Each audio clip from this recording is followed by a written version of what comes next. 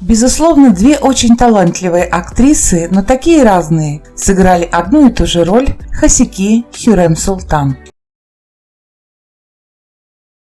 Немногие телезрители сразу приняли перемены после того, как Мерьем оставила сериал. В сети появилось множество комментариев о том, что Вахиде Перчин, которая пришла в сериал на смену Узерли, совсем не подходит для этой роли. Среди поклонников турецкой саги даже появились те, кто бросил смотреть сериал.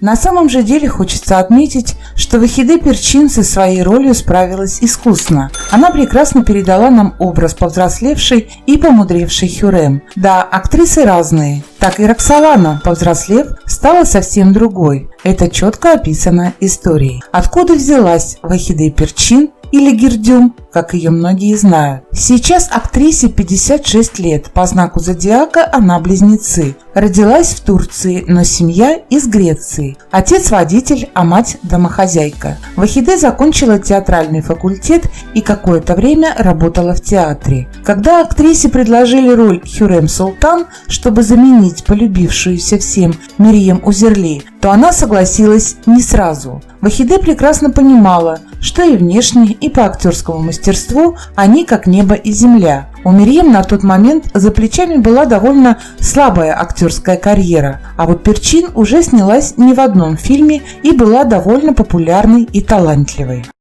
Вахиде долгое время пыталась дозвониться до Мерьем, хотела выяснить детали, почему та ушла из сериала, какие сложности у этой роли есть. Но Узерли категорически отказывалась со всеми говорить. Однажды Перчин дозвонилась все-таки до Германии, но трубку сняла не Мерьем, а ее отец. Он любезно попросил Вахиде им больше не звонить. Поняв, что ничего выяснить у Мерьем не получится, Вахиде приняла предложение сыграть постаревшую Хюррем Султан. Звезда столкнулась с волной негатива, когда вдруг появилась на экранах телевизоров в роли огненной Роксоланы. Но надо заметить, что она с пониманием отнеслась к зрительской нелюбви, и вот что тогда сказала журналистам. «Я понимаю волну гнева фанатов. Всегда тяжело перестраиваться, когда меняют любимую актрису, да еще и исполнительницу главной роли. Да, я другая, но надеюсь, со временем зрители ко мне привыкнут. Надо понимать, что мне не 29 лет.